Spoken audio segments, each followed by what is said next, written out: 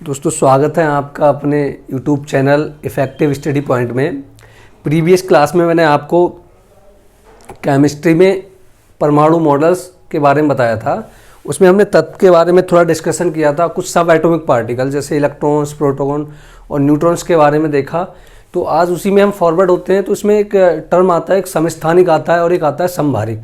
ये क्वेश्चंस कई बार एग्जाम में रखा है कि समस्थानिक कभी हाइड्रोजन के पूछ लेता है, मेनली हाइड्रोजन के ही पूछे जाते हैं, ऑक्सीजन है, सल्फर है। समस्थानिक पूछ लिए जाते हैं, समभारिक पूछ लिए जाते हैं। तो हम थोड़ा उसका डिस्कशन करते हैं, फिर नेक्स्ट हम अपना आवर्त सारणी पे चलेंगे। तो हम जो तत्व की बात करते हैं, जो हम तत्व को रिप्रेजेंट करते हैं, वो उसका जो तरीका मैंने बताया था कि यहाँ पर हम Z लिखते हैं और यहाँ A लिखते हैं। ये Z जो होता है आपका परमाणु क्रमांक होता है, परमाणु क्रमांक, और ये आपका होता है परमाणु भार। तो जो समस्थानिक और समभारिक, तो समस्थानिक और समभारिक से तत्व दे रखा है आपको। इसको हम एक सिंबल मान के चलते हैं, ये X बोलते हैं इसे। एक कोई तत्व होगा आपका, जैसे मैंने कह दिया ये सोडियम, ये एक एलिमेंट्स है। इसका 11 क्या होता है, परमाणु क्रमांक होता है, और इसका 23 क्या होता है, परमाणु भार होता है। तो ये जो होता है तत्व को प्रदर्शित करने का तरीका होता है। तो इसी क्रम में हम पढ़ेंगे आपको समस्थानिक और समभारिक ये क्या होते हैं। तो आप बस यहाँ पर ये समझिए कि इसको हम परमाणु क्रमांक कहते हैं और इसको हम परमाणु भार कहते हैं। इसी के बेस पे आपको डिफाइन कराएंगे कि समस्थानिक क्या होते हैं और समभारिक क्या होते हैं। तो हम यहाँ पर समस्थानिक की बात करते हैं। तो समस्थानिक, अभी मैंने आपको सिंबल बताया था, ये Z और ये, इसको मैंने तत्व कहा था। तो हम इसको समस्थानिक को जो परिभाषित करते हैं, तो किसी तत्व के ऐसे परमाणु जिनके परमाणु क्रमांक क्या होते हैं, समान होते हैं। ये जो नीचे जो सिंबल्स लिखे होते हैं, ये वैल्यू क्या होती है, सेम रहती है। किसी तत्व के ऐसे परमाणु जिनका परमाणु क्रमांक समान रहता है, उसे क्या कहा जाता है, समस्थानिक कहा जाता है। जैसे ये जो क्वेश्चन है एग्जाम में आ रखा है कि हाइड्रोजन के समस्थानिक बताइए। यहाँ का हाइड्रोजन होता है, इसका जो पहला समस्थानिक होता है 1H1, 1H2 एंड 1H3। तो हम समस्थानिक की बात करते हैं। समस्थानिक में मैंने बताया कि ऐसे तत्व, ऐसे परमाणु जिनके क्या होते हैं, परमाणु क्रमांक एक समान होते हैं, उन्हें हम क्या कहते हैं, समस्थानिक कहते हैं। ये क्वेश्चंस एग्जाम में आ रखा है कि हाइड्रोजन के समस्थानिक, ये आपको लर्न करना पड़ेगा। पहला होता है 1H1, 1H2, 1H3। इनको भी डिफाइन किया गया है कि 1H1 को हम क्या कहते हैं, 1H2 को क्या कहते हैं, 1H3 को क्या कहते हैं।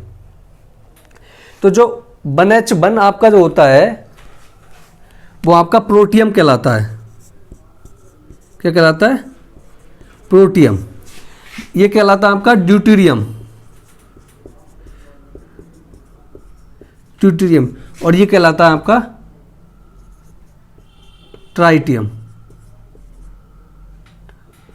ट्राइटियम। तो जो हाइड्रोजन के 3 समस्थानिक पाए जाते हैं, एक पहला होता है प्रोटियम, दूसरा होता है ड्यूटेरियम, तीसरा होता है ट्राइटियम। जनरली ये लिखे होते हैं, लेकिन इनको रिप्रेजेंट करने का जो तरीका होता है आपका, प्रदर्शित किया जाता है, इसको आप 1H1 ही लिखते हैं। इसको जो ड्यूटेरियम को D से रिप्रेजेंट किया जाता है और ट्राइटियम को T से रिप्रेजेंट किया जाता है। और ये क्वेश्चंस आपके एग्जाम में आ रखा है कि उसने 4 ऑप्शंस बना दिया, उसमें लिखा कि हाइड्रोजन के समस्थानिक है, इसमें से कौन सा समस्थानिक है वो आपको डिफाइन करना है।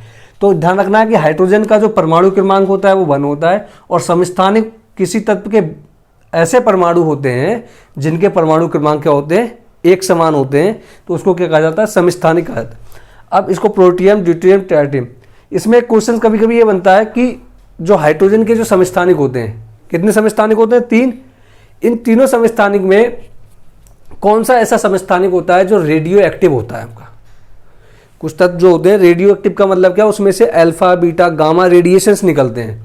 अल्फा, बीटा, गामा जो किरणें हैं उनका निकलना, तो ऐसे तत्वों को कहा जाता है रेडियो एक्टिव तत्व। तो ये पूछ लिया जाता है कि जो समस्थानिक होते हैं हाइड्रोजन के 3, इसमें कौन सा तत्व ऐसा कौन सा समस्थानिक होता है जो रेडियो एक्टिव होता है। तो जो आपका ये ट्राइटियम है, ये आपका रेडियो एक्टिव कहलाता है, रेडियो सक्रिय। 3 तत्वों में आपका क्या होगा, ये 3 जो है समस्थानिक, इसमें एक समस्थानिक आपका कहलाता है रेडियो सक्रिय, इसको हम बोलते हैं ट्राइटियम। तो क्वेश्चन इस टाइम से बन जाता है कि हाइड्रोजन का कौन सा समस्थानिक रेडियो सक्रिय होता है। तो आपको ऑप्शन दे रखा होगा 1H1, 1H2, 1H3, या आपका कुछ और भी दे देगा 2He4, और उसमें 4 ऑप्शंस बनाने के लिए और भी बना देगा, लेकिन आपको क्या देगा ये। ऐसा नहीं है कि अगर ये 1H3 दे रखा है तब तो ये होगा, और अगर इसकी प्लेस पे ये दे रखा है तो ये भी होगा, क्योंकि ये इसको रिप्रेजेंट करता है ट्राइटियम को। तो ये हाइड्रोजन के समस्थानिक हुए, और ये क्वेश्चन कई बार एग्जाम में आ रखा है, अलग अलग एग्जाम में अलग अलग बार आया है। तो नेक्स्ट हम चलते हैं oxygen.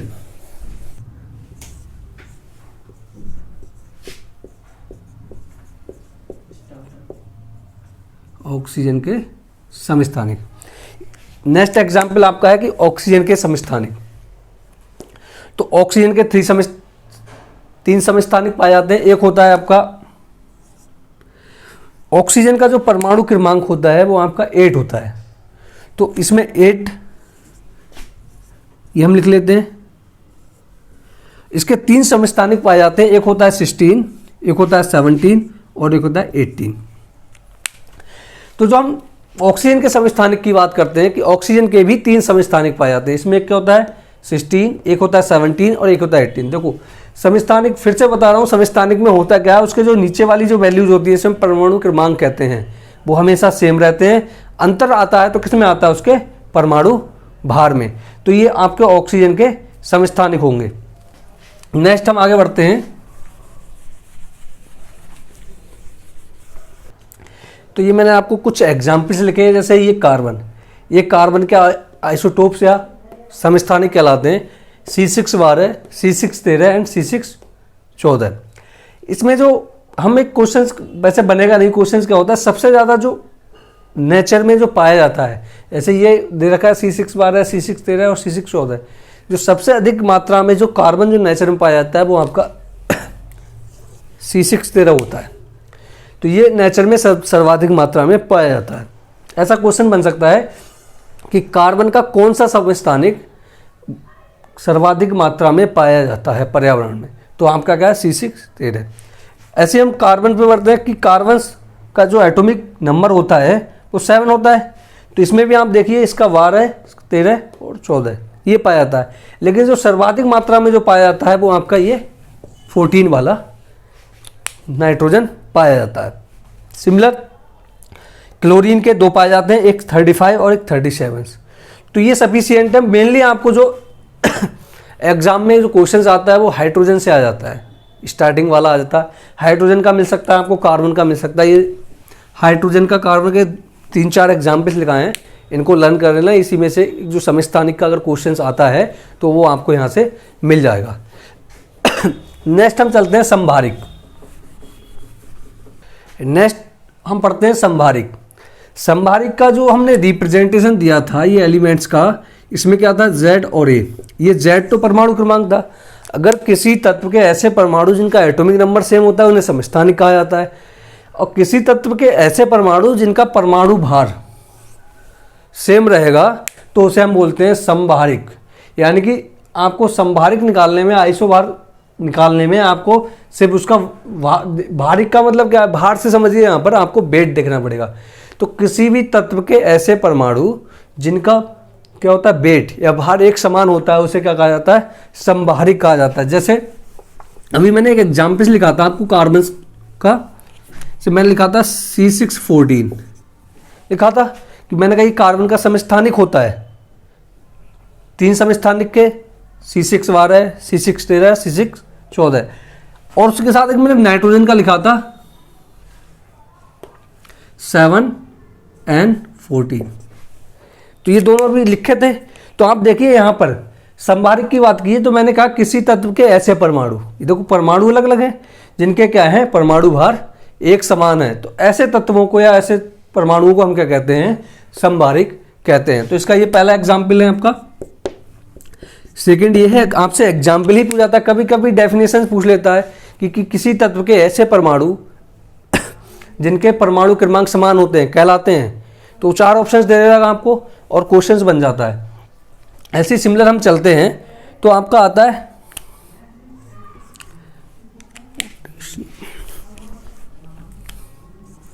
Argon, potassium and calcium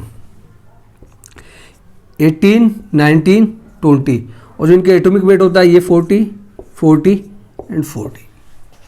तो ये भी देखो मैंने अलग अलग एलिमेंट्स हैं, एक आर्गन है, इसको पोटेशियम बोलते हैं और उसको बोलते हैं कैल्शियम। तो ये जो देखो इसके परमाणु भार आर्गन का भी 40 है, पोटेशियम का भी 40 है और कैल्शियम का भी 40 है। तो ऐसे तत्वों को हम क्या कहते हैं, संभारिक कहते हैं। तो मोस्टली जो आपको क्वेश्चन जो एग्जाम में मिलेगा वो स्थानिक से मिल जाता है। संभारिक इतने ज़्यादा नहीं पाए जाते हैं, संभारिक कुछ सिलेक्टेड होते हैं। हाँ, ये मिल सकता है कि आपको उसकी डेफिनेशन जो मैंने बताई है, लिखाई नहीं है बस बताई है, तो उसको राइट कर लेना कि ऐसे तत्व के, किसी तत्व के ऐसे परमाणु जिनके परमाणु भार एक समान होते हैं। और ये 1 लाइन्स में आ भी जाता है, मैं क्वेश्चंस भी कराऊंगा अगर होगा एग्जाम्स में प्रीवियस में, लेकिन आते हैं। तो ये आपका समस्थानिक और संभारिक होता है। नेक्स्ट हम फॉरवर्ड होते हैं, आपका जो मेन टॉपिक है आवर्त सारणी। अब हम आते हैं आवर्त सारणी पे, इसको इंग्लिश में कहते हैं पीरियोडिक टेबल्स। तो टेबल तो आपने देखा ही होगा, जैसे किसी भी वर्कशीट बनाते हैं वहाँ भी टेबल बनता है, तो टेबल तो वहीं रहेगा, लेकिन पीरियोडिक की बात होती है तो वहाँ पर चेंज होता है। और यहाँ पर हम जब केमिस्ट्री पढ़ रहे हैं तो केमिस्ट्री में है क्या, केमिस्ट्री में अभी हमने पढ़ा कि तत्व होते हैं, और आवर्त सारणी में भी आपने पढ़ा ही होगा, जो 8th 10th तक एक आवर्त सारणी मिल जाती है आपको। तो आवर्त सारणी में भी तत्वों का अरेंजमेंट होता है कि तत्वों को हम वर्गीकृत करते हैं कि कैसे रखा जाए। तो आप टेबल का मतलब समझिए, सिंपल टेबल कि जैसे ये कुछ लाइंस खींच दी मैंने, ये लाइंस हैं, कुछ लाइंस ये लाइंस खींच दी। देखा होगा आपने, कोई रजिस्टर्स बनाते हैं, किसी वर्कशीट को कंप्लीट करते हैं तो इस टाइप से टेबल ही बनती है, कुछ नहीं होता है। तो इन दोनों टेबल्स को, अब ये जो होती है ये वर्टिकल्स लाइन कहलाती है, वर्टिकल, और ये क्या होता है हॉरिजॉन्टल, हॉरिजॉन्टल्स लाइंस। तो इनको बोलते हैं ऊर्ध्वाधर और इनको बोलते हैं क्षैतिज। ऊर्ध्वाधर लाइन को बोलते हैं रेखा और इसको बोलते हैं क्षैतिज। तो इन दोनों को जब मिला देते हैं तो आपकी क्या बन जाती है, टेबल बन जाती है। तो उसको हम टेबल को आप समझे सारणी, एक सारणी बन जाती है। तो हम जो वर्टिकल्स लाइंस और हॉरिजॉन्टल लाइन को जब मिक्स करते हैं तो क्या बनती है, आपकी सारणी बनती है। तो उस सारणी में ही तत्वों का वर्गीकरण होता है। जो हम आवर्त सारणी आप पढ़ेंगे तो उस सारणी में ही तत्वों का वर्गीकरण किया जाता है। अब जैसे मैं अगर सारणी की बात करूं आपको, तो जो आवर्त सारणी की बात होती है, आप पहले सारणी बना लेते हैं। सारणी मैंने कहा कुछ हॉरिजॉन्टल लाइंस होती हैं, अभी हम बताएंगे कितनी लाइंस होती हैं, पूरी नहीं बना रहे हैं, कुछ बना रहे हैं, कुछ वर्टिकल लाइंस होती हैं। तो जिस किसी ने भी आवर्त सारणी ना देखी हो तो उसको देख लेना, नहीं देखी हो तो मैं दिखा दूंगा। होता क्या है, बस ये कुछ हॉरिजॉन्टल लाइंस है और कुछ वर्टिकल लाइंस है, इसको आपस में मैंने मिक्स कर दिया। पहले स्टार्टिंग में अलग अलग दिखाया, अब इसको मिक्स कर दिया है। तो इस टाइप से ये जो बनती है उसको कहा जाता है सारणी। और अब इसमें क्योंकि पहले तो हमने सिंगल लिया था, कुछ वर्टिकल लाइंस थी, कुछ हॉरिजॉन्टल लाइन थी, लेकिन आवर्त सारणी के केस में जब हम केमिस्ट्री में पढ़ते हैं तो इसको हम आवर्त और वर्गों में विभाजित करते हैं कि जो ये लाइंस बनी है ये हैं, ये हैं, इस टाइप से ये 36 लाइंस हैं, यानी कि 36 कॉलम बने हुए हैं। ये क्या है, वर्टिकल्स कॉलम बने हुए हैं। तो इनको हम डिवाइड करते हैं। और आवर्त सारणी में पूछा भी जाता है कि इनको जो 36 लाइंस होती हैं वो किसका निर्माण करती हैं, और जो वर्टिकल्स लाइंस है ऊर्ध्वाधर लाइंस होती हैं वो किसका निर्माण करती हैं। तो आपकी जो वर्टिकल्स लाइंस होती हैं ये वर्ग बनाती हैं, वर्ग या समूह, इसको हम इंग्लिश में ग्रुप कहते हैं। तो जो आवर्त सारणी में हम जो ग्रुप की बात करते हैं, आवर्त सारणी में कि ग्रुप क्या है, पीरियड्स क्या हैं, तो वो यही होता है। ये जो जितनी भी वर्टिकल्स लाइंस होती हैं ये सब क्या कहलाती हैं, आपकी वर्ग या समूह, या फिर इंग्लिश में इसको ग्रुप कहते हैं। और ये जो आपकी हॉरिजॉन्टल्स लाइंस हैं, ये 36 लाइंस, ये इनको वैसे पड़ी लाइन भी, इसको खड़ी लाइन बोलते हैं, इसको पड़ी लाइन बोलते हैं। तो ये जो पड़ी लाइंस हैं इनको हम बोलते हैं आवर्त, क्या बोलते हैं, आवर्त, या फिर बोलते हैं पीरियड इंग्लिश में। तो इसी से बना है आवर्त सारणी। ये आवर्त, और इसको जनरली समूह को हम सारणिक कहा जाता है। तो ये बना है आवर्त सारणी। अब होता क्या है इसमें आवर्त सारणी में, ये तो सभी जगह पाया जाता, यहाँ कोई भी ऑफिशियल वर्क करिए मिलेगा। यहाँ पर हम पढ़ेंगे तत्वों की आवर्त सारणी, कि तत्वों का कैसे रीअरेंजमेंट होता है। तो इसमें एक जो डेफिनेशन दी गई थी, पहली जो डेफिनेशन दी गई थी वो मेंडलीफ के द्वारा दी गई थी। मेंडलीफ ने बताया था कि जो ये आवर्त सारणी है इसमें तत्वों का वर्गीकरण किया जाता है, और किस आधार पे किया जाता है उसका वो आधार बताया था उन्होंने, परमाणु भार या परमाणु द्रव्यमान। तो हम कहें कि जो मेंडलीफ की जो आवर्त सारणी थी, मेंडलीफ की जो आवर्त सारणी थी उसके अनुसार तत्वों को जो रखा गया था आवर्त सारणी में वो बढ़ते हुए परमाणु भार के आधार पर रखा गया था। और जब तत्वों का रीअरेंजमेंट किया गया परमाणु भार के आधार पर, तो हम वो डेफिनेशंस लिखते हैं, वो डेफिनेशंस एग्जाम में पूछी जाती है कि ये डेफिनेशंस, ये परिभाषा किसके द्वारा दी गई है। तो जब हमने आवर्त सारणी, अब आपने सारणी पढ़ लिया क्या होता है, तो केमिस्ट्री में जब हम पढ़ते हैं तो तत्वों का रीअरेंजमेंट होता है। तो इसके लिए जो सबसे पहले जो रिप्रेजेंटेशन दिया गया था वो किसके दिया गया, मेंडलीफ के द्वारा। तो हम बोलते हैं मेंडलीफ की आवर्त सारणी। इन्होंने बताया कि जो मेंडलीफ ने तत्वों को अरेंज किया, किस बेस पे किया, उनके बढ़ते हुए परमाणु भार के। यानी कि जो हम लिखेंगे अभी आवर्त सारणी, जो आवर्त सारणी आप देखते हो वो परमाणु भार के आधार पर नहीं है, वो परमाणु क्रमांक के आधार पर। लेकिन जो सबसे पहले जो दी गई थी वो परमाणु भार के आधार पे। और मेंडलीफ ने बताया कि जो भी कोई भी तत्व है उसके जो भौतिक तथा जो रासायनिक गुण होते हैं वो उसके परमाणु भार के आवर्ती फलन होते हैं। यानी कि परमाणु भार चेंज करने पर ही उसमें कुछ ना कुछ चेंजेस आता है। तो यानी कि मेंडलीफ की आवर्त सारणी की बात करें तो आप सिंपली ये समझ लीजिए कि जो तत्वों का जो अरेंजमेंट होता है या जो भौतिक या रासायनिक गुण होते हैं उसके क्या होता है, परमाणु भार के आवर्ती फलन होते हैं। किसके, परमाणु भार के। बस इतना ही याद रखना है, इसमें कुछ याद नहीं रखना है। आवर्ती फलन होते हैं। तो ये क्वेश्चंस एग्जाम में आया हुआ है कि जो मेंडलीफ की आवर्त सारणी थी उसमें तत्वों का जो अरेंजमेंट था या तत्वों के भौतिक रासायनिक गुण थे वो किसके आधार पर थे, तो वो क्या थे, परमाणु भार के आधार पर थे। अब इन्होंने ये रीअरेंज कर दिया, पूरी टेबल्स बना दी। अब आगे हुआ क्या कि इन्होंने परमाणु भार के आधार पर लिखा इसे। अब परमाणु भार के आधार पर लिखने के बाद अभी हमने आपसे समस्थानिक की बात की थी और संभारिक की बात की थी। तो इन्होंने एक सारणी बना दी, उसको जब एनालाइज किया गया दोबारा से तो उसमें देखा गया कि जो समस्थानिक थे उनकी स्थिति कुछ स्पेसिफाई नहीं की गई थी कि कहाँ समस्थानिकों को रखा जाए, क्योंकि ये बनी है। इसके बाद जो नई जो हम आजकल जो मॉडर्न पढ़ते हैं पीरियोडिक टेबल्स वो परमाणु क्रमांक के आधार पे है। तो कहीं ना कहीं इसमें कुछ ना कुछ कमियां होंगी, तभी इसको फेल किया गया है।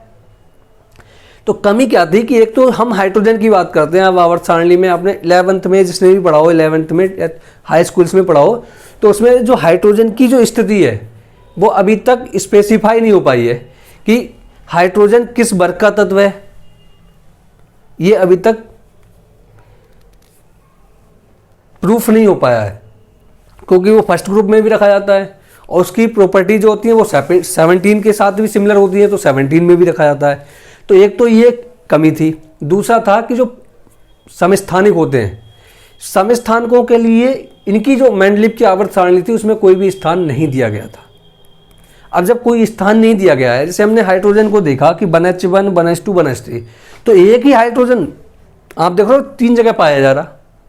अगर हम आवर्त सारणी में उसको एटॉमिक भार के आधार पर अरेंज करें तो 1H1 1H2 1H3, तो ये था। तो देखिए आप एक तत्व 3 जगह पाया जा रहा, ऐसा पॉसिबल होता है? नहीं होगा ना। ऐसे तो बहुत सारे तत्व पाए जाते हैं जो समस्थानिक होते हैं, संभारिक। तो ये हम तो आवर्त सारणी लर्न करना मुश्किल हो जाएगा। तो इस बेस में इसको फेल कर दिया था। और जो दूसरी आवर्त सारणी की जो हम आजकल पढ़ते हैं उसको आधुनिक आवर्त सारणी कहते हैं या मॉडर्न पीरियोडिक टेबल, वो भी इन्होंने ही दी थी। अपनी गलती को खुद से सुधारा, किसी और ने नहीं सुधारा है। खुद को इसको एनालाइज किया और पाया कि मैंने जो पहले जो अरेंजमेंट दिया था वो गलत था। तो जो न्यू डेफिनेशन है इनकी, तो उसे बोलते हैं मेंडलीव की आधुनिक आवर्त सारणी। फिर मेंडलीव ने उसको जो समस्थानिक उसकी पोजीशंस को स्पेसिफाई किया और उसमें कुछ सुधार किया। उसके बेस पे उन्होंने दी मेंडलीव की जो न्यू आवर्त सारणी जनरेट की, उसकी कहा जाता है मेंडलीव की आधुनिक आवर्त सारणी। और ऐसे क्वेश्चंस कई बार आ रखा है एग्जाम में कि मेंडलीव की आधुनिक आवर्त सारणी में तत्वों का वर्गीकरण किसके आधार पर किया गया है। तो मेंडलीव की आधुनिक आवर्त सारणी में जो तत्वों का जो वर्गीकरण किया जाता है वो परमाणु क्रमांक के आधार पर किया जाता है। तो हम समझ रहे हैं कि जो किसी भी तत्व के जो भौतिक या रासायनिक जो प्रॉपर्टीज या गुण होते हैं वो उनके परमाणु क्रमांक के आवर्ती फलन होते हैं। तो इतना ही याद रखना है, परमाणु क्रमांक के आवर्ती फलन होते हैं।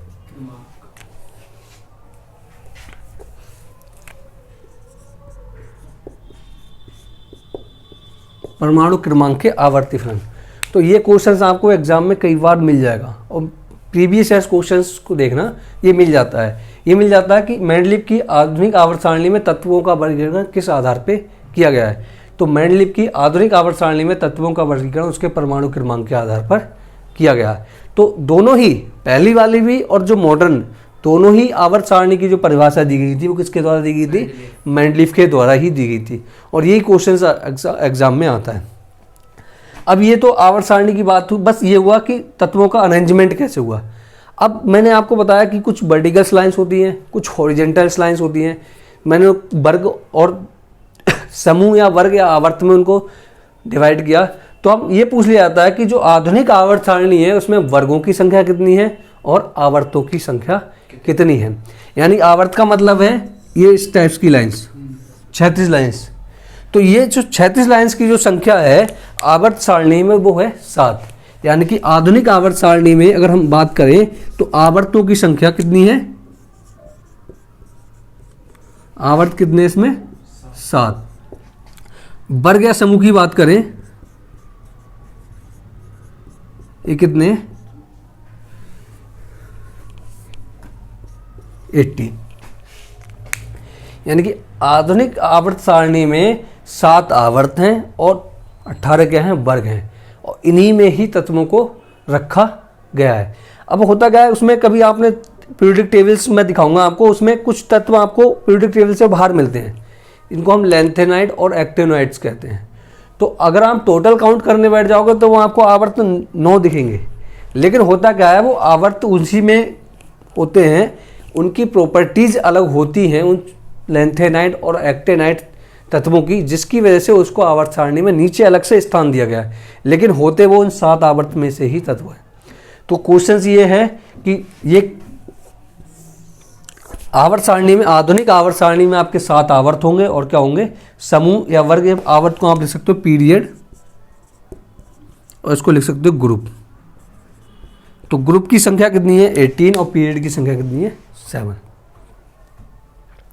नेक्स्ट हम पढ़ते हैं। तो जो आवर्त सारणी में आपके तत्वों को रखा जाता है वो परमाणु क्रमांक, जैसे ये देखो कुछ मैंने एक फर्स्ट पीरियड लिखा है और ये आपका जो फर्स्ट पीरियड है और ये आपका सेकंड पीरियड लिखा है। बस सिंबल के तौर पे लिखा है। आपको 1 से लेके 40 तक, या आप जितने ज़्यादा कर सकते हो, मिनिमम 1 से 40 तक आपको तत्व का सिंबल और उसका परमाणु क्रमांक याद करना है। कोई कभी कभी पूछ लिया जाता है, ये लिख दिया यहाँ पर C लिख दिया। अब ये बोला कि इसमें ये जो C प्रदर्शित करता है, कार्बन को प्रदर्शित करता है, तो आपको इसका परमाणु क्रमांक बताना है। अब आपको पता होगा तभी तो बताओगे। उसमें नंबर लिखे होंगे, इसमें 6 होगा, 7 होगा, 9 होगा, 10 होगा। तो एग्जैक्ट नंबर तो आपको 1 से लेके 40 तक याद क्या करना है, सिर्फ सिंबल याद करना है कि कैसे रिप्रेजेंट किया जाता है और आपको दिखाना उसका परमाणु क्रमांक। परमाणु भार कभी भी एग्जाम में नहीं पूछा जाता। तो ये क्वेश्चंस आपके लिए हैं कि 1 से लेके 40 तक, ये आपको सिंबल के तौर पे रखा है मैंने। तो 1 से लेके 40 तक आपको इसका एटॉमिक नंबर याद करना है और साथ साथ सिंबल भी याद करना है। तो कल मैं आपको क्लासीफाई कराऊंगा कि जो हमने अभी पीरियोडिक टेबल्स पढ़ लिया, अरेंजमेंट पढ़ लिया, तो मैं कल आपको ये क्लासीफाई कराऊंगा कि जो आपने पढ़ा होगा हैलोजेंस क्या होते हैं, इनर्ट या अक्रिय गैसें कौन सी होती हैं, कौन से ग्रुप के तत्वों को हम धातुएं कहते हैं, कौन सी अधातुएं कहलाती हैं। ये किस टाइप से क्वेश्चंस एग्जाम में आ जाते हैं कि पूछ लिया जाता है कि वायुयान के जो टायर में गैस भरी जाती है वो कौन सी गैस होती है, तो जनरली होती तो हीलियम है, लेकिन ये अक्रिय होती है या धात्विक होती है, क्या होता है। तो ये आपको कल मैं आपको डिस्कस कराऊंगा क्या होता है। और ये क्वेश्चन बहुत अच्छा क्वेश्चन है। इस हीलियम का यूज़ तो बहुत ज़्यादा होता है। आप जो आर्टिफिशियल ब्रीदिंग होती है उसमें यूज किया जाता है, ऑक्सीजन के साथ इसको मिक्स किया जाता है, हीलियम को, आर्गन को, बहुत सारी गैसें हैं, नियोन है, आर्गन है, नियोन लैंप्स यूज की जाती हैं। तो ये सबसे ज़्यादा यूज इसका आता है। ये क्वेश्चंस भी पुटअप होते हैं आपके अक्रिय गैसों के, कौन से तत्व धातु कहलाते हैं और कौन से तत्व अधातु कहलाते हैं, और जो धातु होते हैं उनकी प्रॉपर्टीज क्या होती हैं, तो ये कल डिस्कस करेंगे। आज के लिए आपका ये वर्क रहता है, होमवर्क ये कि आपको 1 से लेकर 40 तक तत्वों का नामकरण करना है। नामकरण का मतलब ये है कि आपको उनके परमाणु क्रमांक याद करने हैं और उसका सिंबल याद करना। ये आपका इसलिए बोल रहा हूं, कभी कभी डायरेक्ट क्वेश्चंस आ जाता है। अब इसमें कुछ साइंस नहीं लग रहा है, आप सोच रहे हो कि साइंस का क्वेश्चन है, साइंस कुछ नहीं लग रहा, ना कोई फॉर्मूला है, बस आपको याद करना है। और ये ऐसा भी नहीं है कि देख के हो जाएगा, इसको आप डेली सुबह शाम 2-3 बार लर्न करोगे तो इजीली आपको लर्न हो जाएगा। तो नेक्स्ट हम आपको नेक्स्ट वाली वीडियो में पढ़ाएंगे कि तत्वों का क्लासिफिकेशन कैसे होता है, किसे हम धातुएं कहते हैं, किन्हें अधातुएं कहते हैं, और कहाँ किसका यूज होता है। थैंक यू आज के लिए। और इसको सीरियसली लेना और इसको 1 से 40 तक लर्न भी करना है, ऐसा नहीं इसको लाइटली लेना है। ठीक है, थैंक यू वेरी मच।